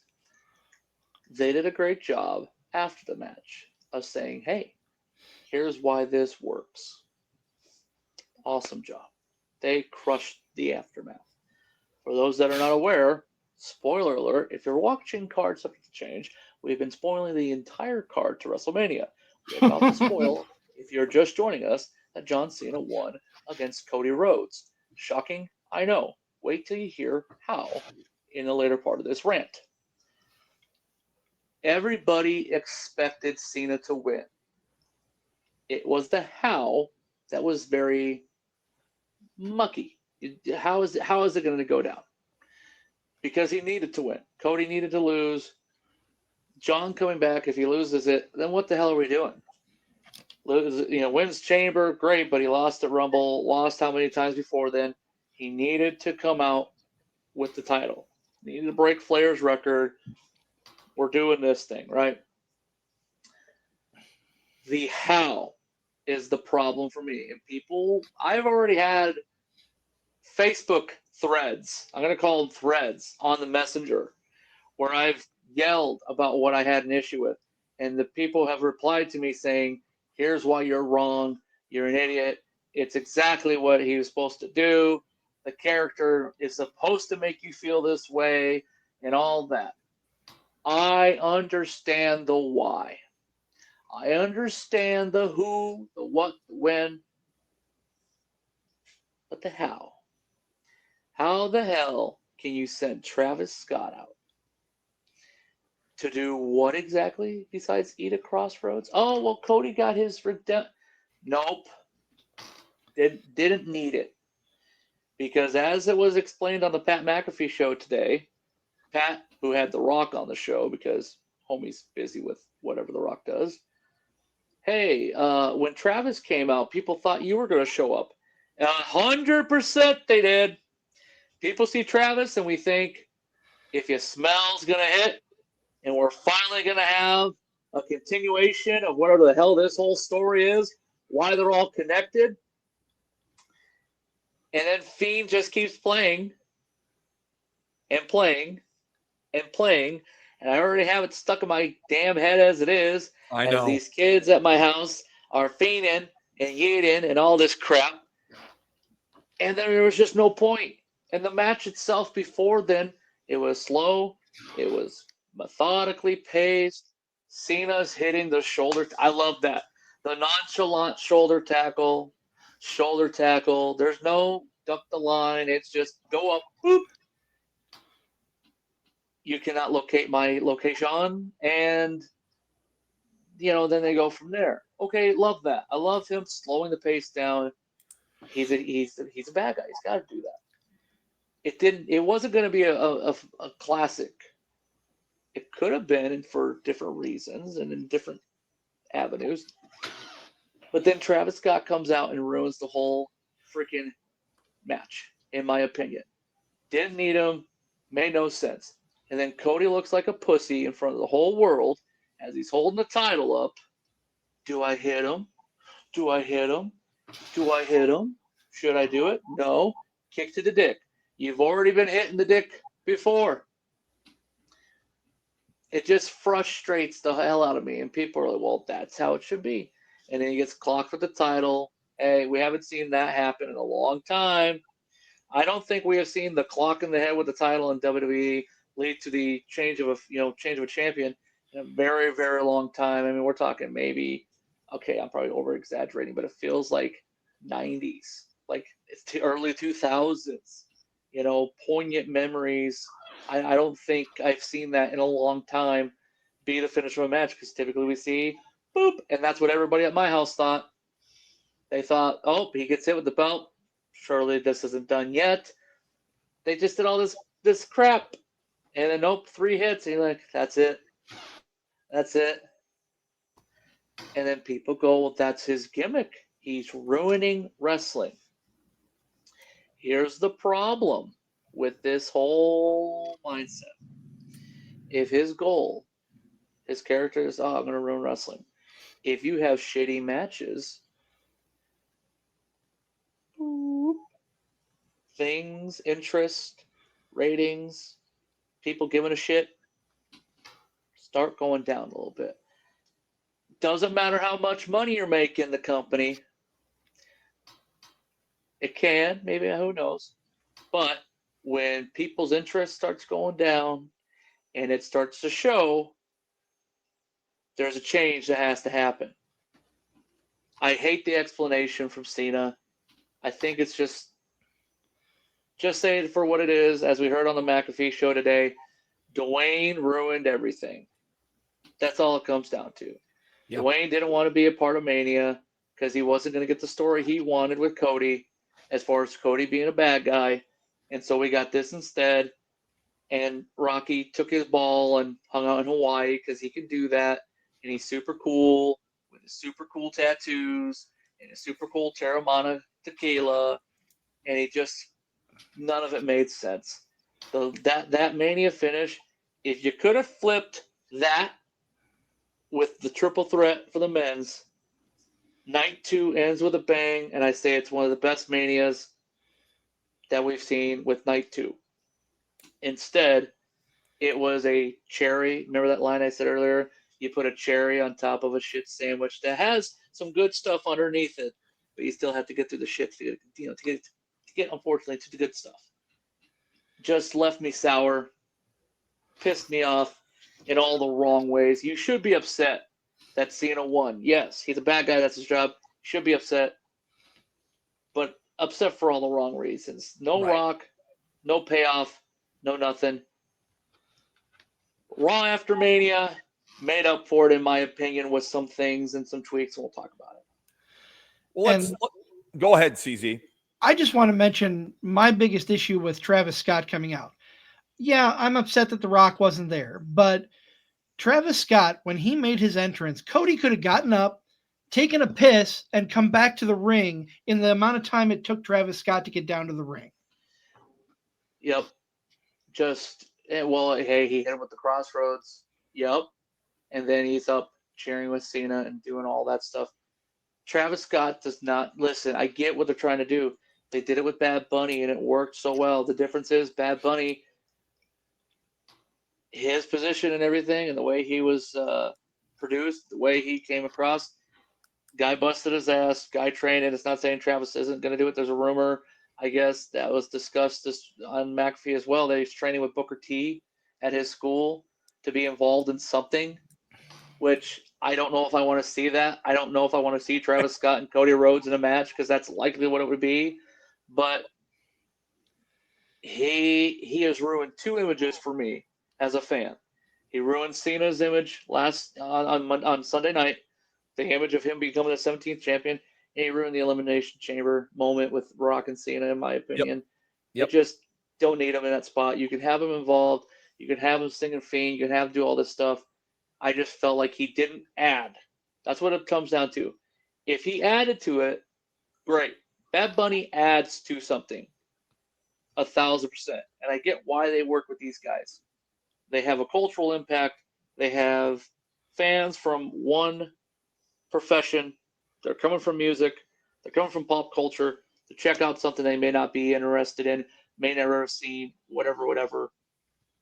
With Travis Scott, it has failed. It's not been a success like Bad Bunny.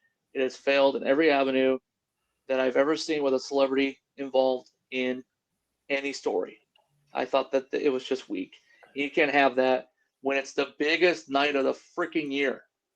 And the biggest match of the whole weekend looks like crap because of one thing.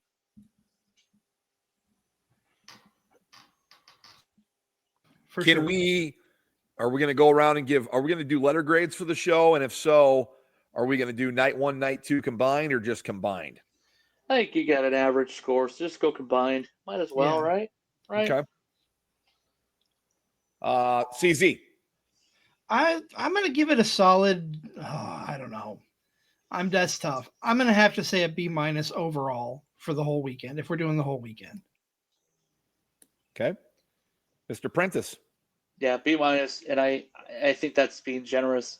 I thought that night 1 was just absolute dog water. You know, Punk, Seth, and Roman that was a beautiful, beautiful match. Fatu and LA Knight was awesome, and Jey Uso and Gunther was solid for what it was until the end, and that's what ruined it for me. So you have 2 matches on a 8-match card. 7 matches on each night. Yeah, so you have 2 matches that deliver. Night 1, to me, that C plus at the very best. But night 2, I felt night 2 had plenty of substance. Maybe one match that, again, with the Logan Paul and AJ, I felt like that dipped a little bit on the show. But it wasn't that the match was horrendous. I mean, compared to night 2, or to night 1 rather, that match could have been the main event of night 1. You know, right. it could have been. It could have been on that card. It could have been, could have elevated the show a little bit. But yeah, I think that night 2 definitely brought the letter grade up a little bit. But that the last image you see, one of the last images you see, is that, and it's just like, okay, it was rough. It was rough to watch as a fan, but Raw after WrestleMania made up for it. And what did you think? What did you think, man? I'll be harsh here because the main event of night 1 to me gives it like, I'm going to go C plus, like 79% C plus. Yeah, I agree. I agree with it. Just didn't have enough matches deliver the way they should have been. And I think it's a combination of Travis Scott showing up and not The Rock. I think it's a combination of some of these matches could have been like Jade and Naomi didn't need to be at Mania, in my opinion. That could have been on TV. Though, like they could have been on TV too, but I think they're the same. They're in the same bubble as Logan and AJ, where it wasn't that it was such a bad match. Like, I think they were better than Charlotte and Tiffany. If we're keeping a match off the Mania card, it's Charlotte and Tiffany. For the women's, I just Jade and Naomi, they had what people viewed as a lesser story. It was an important story, but it was lesser because the title's not involved, and Charlotte and it's all this. I thought Jade and Naomi had a way better match, and they should have been regarded as such as compared to Tiffany and Charlotte at the end of it. But that's, of course, hindsight's 2020, and everything comes out the way it does. But yeah, I agree with you as far as those two. It could have been a TV match, but it also could have been a train wreck. Thank goodness it was not. Right. All right. B minus, C plus for WrestleMania 41. let's fast forward and go to Mania, or excuse me, the Raw After Mania. This would be the first Raw After Mania on Netflix. And I think CZ and I were discussing this maybe before the show or in passing or something. This was the longest Raw on Netflix, I think, until or since the beginning. Yep. That first one that gave us Punk and Rollins back on like the first one that aired in January. So, Yep. Yeah, go ahead. I mean, talk about your biggest takeaways, or how do you want to do Raw, CZ?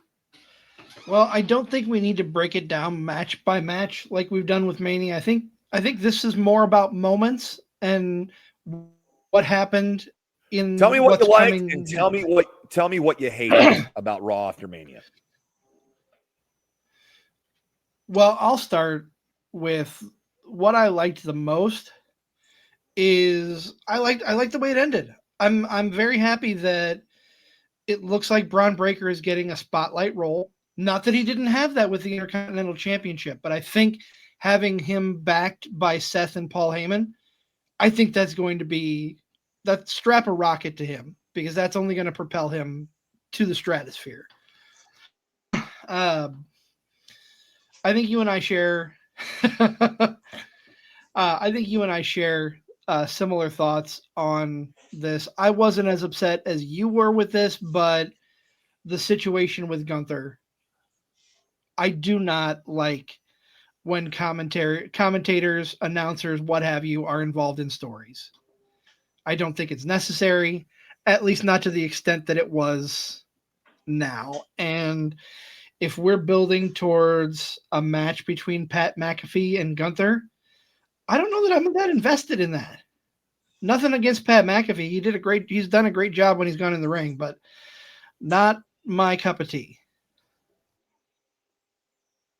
So, going off yours real quick, going off your low point. So I was at first, I was like, about the Gunther situation. I thought in that scenario, the only thing I would have done differently in that is I would have done a stretcher job with Pat. Something a little more dramatic. Give him a blood count. Listen, if he can leave Jimmy bloody and stuff. But also, the guy's the host of an ESPN show and has to be there at work the next day. And how do you sell that? So I'm sure those are things that go into consideration, unless you're Shannon Sharp. But the other side of it is somebody made a great point where they said, hey, if McAfee is facing Gunther, let's just say a Backlash, that is a good route only because it gives something for Gunther and it's an easy win. And the guy needs something like that right now. And if you look at the players on the table at the moment, well, Punk's busy.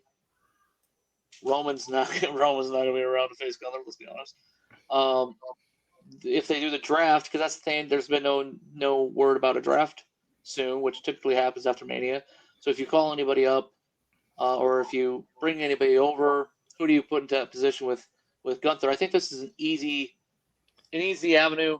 Because you already know, okay, this could be good. And Pat's going to deliver. Pat's going to knock it out of the park like he's been doing in matches dating back to when he was in NXT, doing stuff with Adam Cole. So I think it's an easy move, but at the same time, I don't know. Wasn't super high on it, but it makes sense once somebody pitched that to me, like, okay, yeah. Okay, good on them. The biggest high, yeah. Do we call them the new Dangerous Alliance? Do we call them, the wise guys, wise men? Like, what are we thinking here as far as that? I don't know, but I think there's more to come. I think we see Becky get involved, which would be cool. Me and somebody else were talking last night, and I'm like, gosh, if they do this Dangerous Alliance thing, someone's like, oh, it's like Evolution. Okay, say it's like Evolution. Who do you put in that position to elevate them? And guys like Ethan Page would be great in that position, I think. I think that Trick Williams would be good. Carmelo Hayes would be good. I think there's plenty of guys that have a substance to, if you pair them with Braun and Seth, they could absolutely crush it, especially with Heyman. They could absolutely crush it. I'm okay with Paul Heyman managing guys. If there's 5 matches on the card, I'm okay with him managing 4 out of 5. If that's what ends up happening, where he's got a tag, a singles, and another singles. Like, it's just cool. Go for it. You know, I think there's a lot to be done with it. I think it's geared more Dangerous Alliance than it is Evolution, but I hope more people go through. I think Rusev should get attached to it. I think he would be fantastic in there, because I think inevitably what's going to go down is that Braun is going to circle back and be a baby and go against those guys. He's in a spotlight role. He's going to be the next Dave, and for all the right places and pieces that he brings. And I think he's the guy that ends up beating the tar out of everybody and taking down the baby faces. Because he doesn't listen. He benefits from Heyman, doesn't necessarily need Heyman. And even Seth. I think Seth doesn't need Heyman, but I think the character, like the worker doesn't need him. The promo guy doesn't need him. It's just like Punk. He's a great addition just to have an addition. Yeah. I think Rollins needed Heyman because that character was getting stale. 1,000%. And I know my good friend Joey Jojo will hate that I said that. But, yeah, I think the character was getting super stale. He needed a boost, and here we are.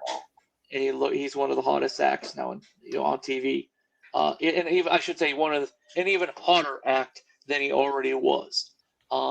This elevates him. This elevates Braun. I think Rusev should get involved with it. I think Drew McIntyre's another guy that'll be involved as a piece. I was talking about they have War Games. They're pushing that. San Diego Padres Stadium. If this leads to a War Games match, who do you put in there? Is it 5 guys for Heyman, or is it just associates or whatever? So if Heyman gets 5 men that are involved, I said, who else would benefit from this whole situation is the New Day. I think the New Day with Paul Heyman would be very interesting to watch. Ooh. A lot of this will not happen. I know it won't happen, but there's a lot of that's what I really like about this is we are speculating about it, which means it's obviously got people talking about it. So that's my big takeaway as far as big moments. The Rusev comeback was awesome. I think, listen, people will say, did he get Def Rebelled with the theme song? I think the theme's awesome. It shows the fact that he's not the same guy that he was before. He's a better version of what he was, and he should absolutely just tear guys up for the next 9-10 months before inevitably, getting close to the Intercontinental Championship and going on a run with that for a while. I think that should be the path. This is the way. I think that's where he should go. As far as downer, here's my downer for the night. It's 2, but it's the same thing. The Judgment Day segment with Finn. He's looking at the title. You can tell, you feel it. You can see he's not happy, right? And then, remember we talked about copy and homework earlier with Night 2?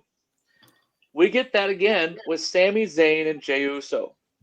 Sami's looking at the heavyweight title, and you see it. And it's like, why, oh, why are we copy and pasting so much? Bayley gets attacked by a mystery assailant. If that turns out to be Becky, and we just did the same thing with Jade and Naomi. Yeah. Mm-hmm. What are we doing, guys? It just feels like we're going to take easy avenue, just cheap avenues at that. We're not going to have anything different. And sometimes it works, sometimes it doesn't. In this case, the Sami tease, well, it's a baby teasing being a heel, and it's a heel teasing, kicking the crap out of his friend who is now a baby. It is different, but it's still, don't copy my homework. Don't make it so noticeable, whatever. That's the only thing I didn't like from Raw. Otherwise, I thought it made up for a lot of mistakes from the weekend. I thought every match was super solid. Love the fact that Liv and Raquel got the titles back. I wish they would have. I honestly, while Lyra needed a win in her debut, and again, she's the Intercontinental Champion, she needed it. I would have been okay knowing that this was going to be the end result. I would have been okay with that happening at Mania. Absolutely. I would have been okay with it. Yeah. You know, that's like maybe tweak, to use the Rock's term. I would have tweaked it a little bit, but otherwise, yeah, I thought Raw After Mania delivered where it needed to deliver. And Nick, I want to hear your highs and lows, but I want to circle back to something Jason said, talking about the new Dangerous Alliance, for lack of a better name. You throw out a lot of great names. Can I throw one more out that I think would benefit? Because I think he's got a lot of great potential, but he has not been booked right since he's been called up to the main roster, and that's Austin Theory. You know what, though? So someone said that we were talking about it last night in our group chat we have, and I think if you do it, one guy's like, I hate Waller. I said, yeah, but Theory's getting cheered. He does great with public appearances. He does great with a lot of these things, and that's kind of in the tease, is that Waller's going to dump him. I think that's the move, is you have Waller go and be part of this thing, because he needs a little something. Let's be honest. He needs some substance. But Theory could be another mega baby face if done. You'll like this one, if done right. If done right. Which, hey, The Rock said that today on Pat McAfee, and I said, that's my line. Stop stealing my shit, Dwayne. But Theory could be a very good babyface if done correctly within the realm of WWE. I think Waller would need that spot more than Theory. You can even put them both in there and have something happen where they get rid of either one and make it make sense. But yes, that's another name that I think a lot of people are looking forward to getting something. Yes. And I can't disagree with that. That's a valid point there. And not Cross. Cross don't need it. Cross doesn't need to be involved in that. I don't think guy's got to be a mega baby face at some point. If you look at what is going on, it's like the Dom thing. Dom's getting baby face reaction. Dom needs to be a baby face. Let all these things play out. Same thing with Cross. Cross needs to be AJ in this feud. Everyone needs to move on, but Cross needs to be designed in that role. You imagine, listen, big babyface Cross against Rusev. Yeah. You know, the IC title. There's the vision for you.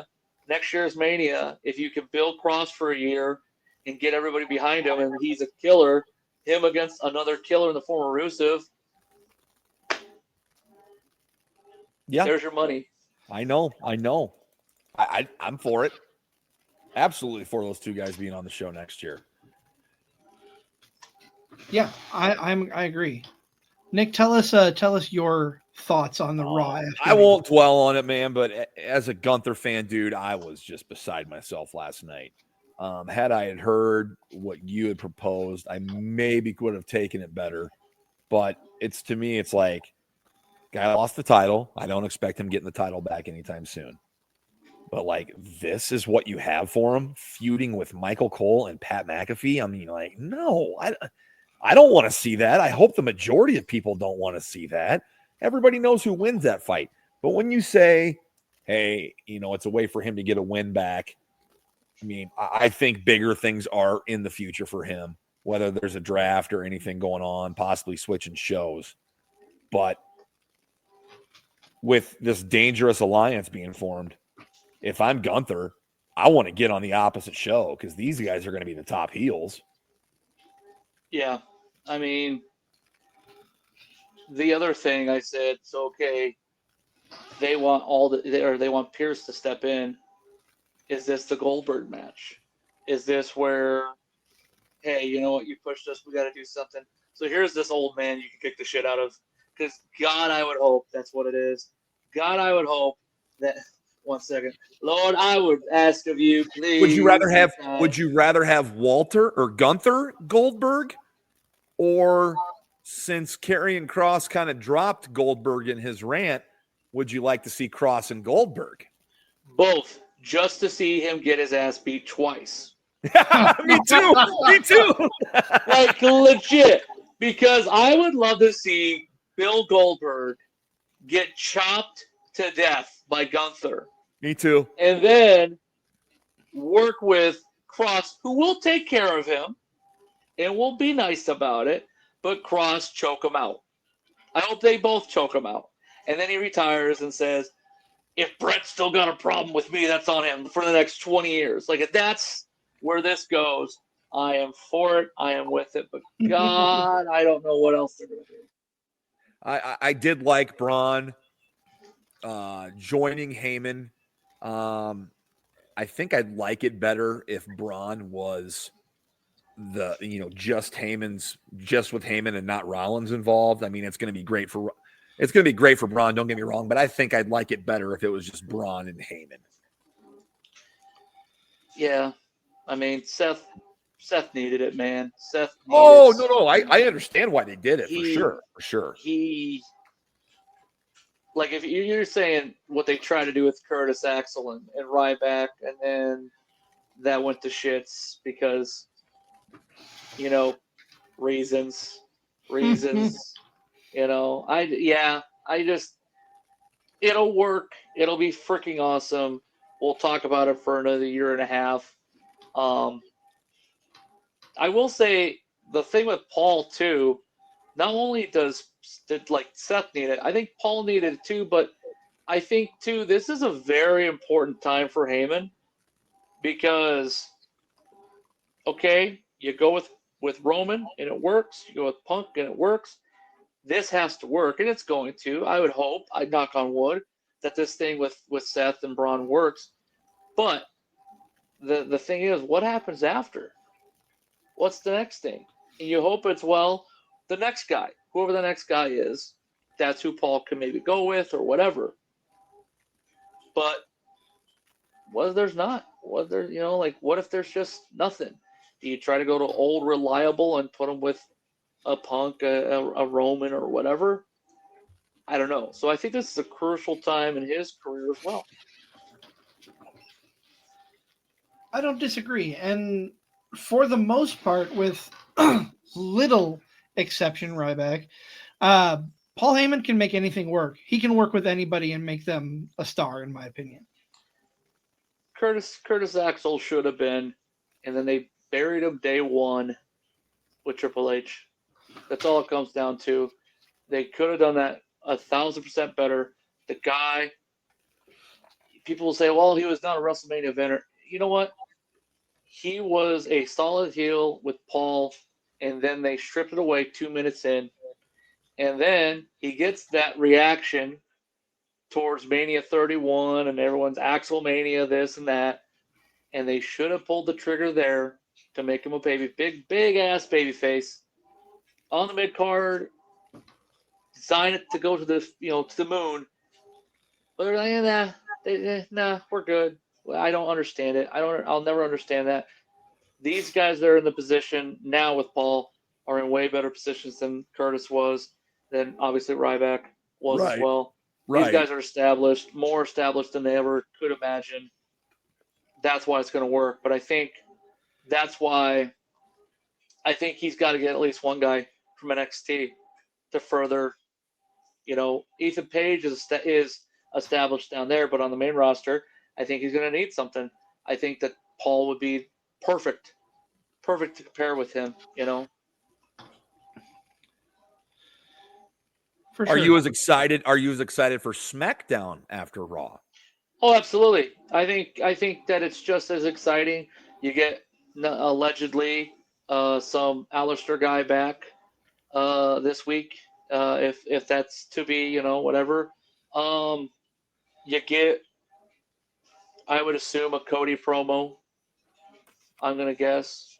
I'm sorry I let you down, kind of crap. Right. Mm-hmm. He's gonna go away for a bit or set up his next feud.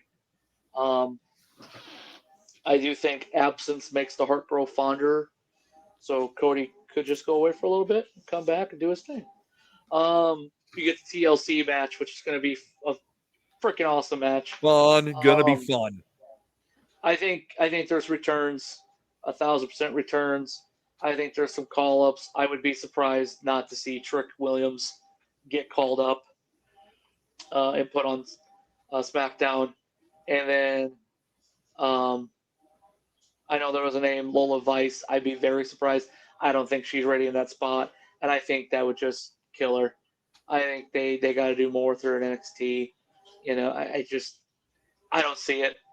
I don't see her as a main roster player yet. But Blair Davenport wasn't a main roster player at that point, and well, she's not in the company anymore, so that lasted right 0 times. So yeah, they swung and missed on that one. Yeah, so I think anybody who saw Raw and thinks Saturday, Friday can't top that, I think it can match that and maybe pass it. Maybe. Absolutely. Well, Jason, this has been a fantastic conversation. Appreciate you coming on. Want to give you a chance. We're coming off a big month in the world of wrestling. You've got a big month coming up here in May for APW. Oh my goodness. Yeah, we're back in full swing. Come May, and we got May 10th, Floral Hall. I'll be in action. I'll be wrestling in a 6-man tag. It's absolute anarchy. It is myself, Justin Decent, and the Death Dealer taking on Anthony Draven, Victor Payne, Damon Dillinger. Control versus career. If Draven and his band of misfits win, they get control of Absolute Pro Wrestling. When my team wins, Draven's going to retire. It's going to happen. We're putting an end to his charade. Then you get to May 17th, biggest main event in the history of Absolute Pro Wrestling. People could say it was our match the week before, but I think in this aspect, it's definitely this matchup. It's Aaron Von Baron defending that heavyweight championship against Brandon the Shank Eubanks in Brandon's hometown, in front of his people. He hasn't won the big one yet. It's a chance for him to do that and take down a guy who's been a champion for almost a year now. It's a very big moment for both gentlemen. Career-defining moment for both gentlemen. I can't wait to see how it plays out. And then May 31st, Brawl at the Hall 2. Jackson King's on hand. He's got some business with the Free World to finish, it sounds like. He'll be there. Ricky Bronson will be there. Leo Santel, AJ O'Callahan, bunch of hometown guys. Got some new partners we're working with. Grizzly Clean, they're a proud title sponsor. Glad to have them cleaning and detailing cars. They're going to be helping us clean up shop with Absolute Pro Wrestling Brawl at the Hall number 2. So that's May 31st. Get your tickets now. They're going. They're selling. You want to get them before they're gone. And I'll just say that May 17th, that is a busy weekend in Iowa for pro wrestling. You've got SCW having a show. You've got CEW having a show. And, of course, APW.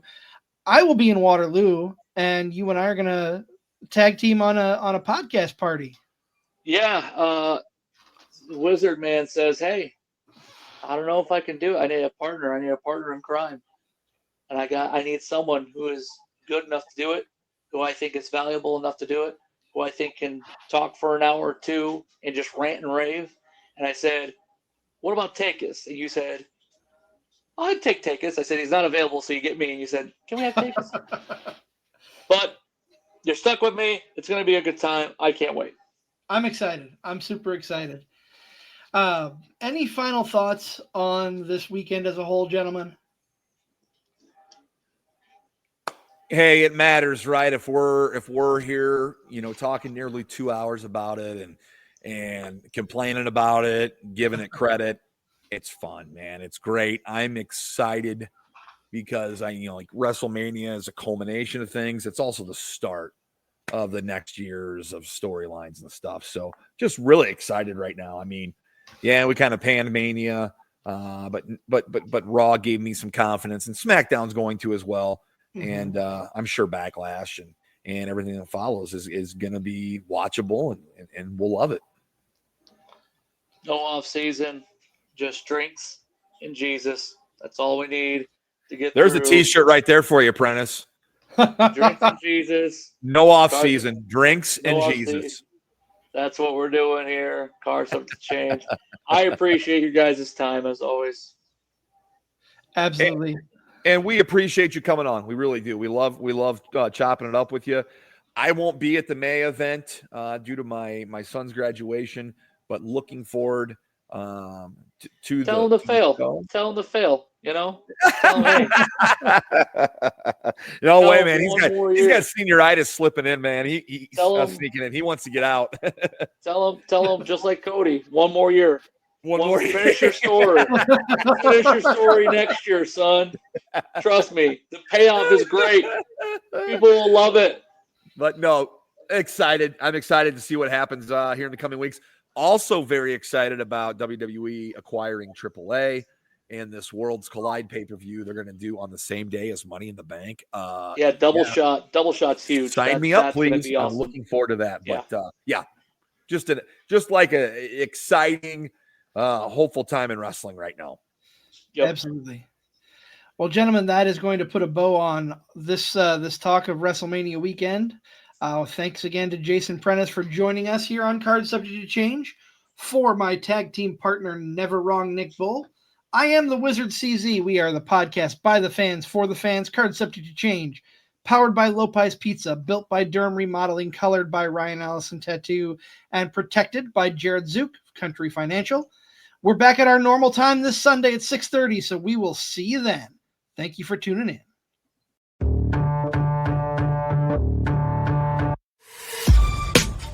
This has been a For Frequency's Sake Podcast Network production. For more great content, subscribe to For Frequency's Sake on YouTube, Facebook, and Twitter.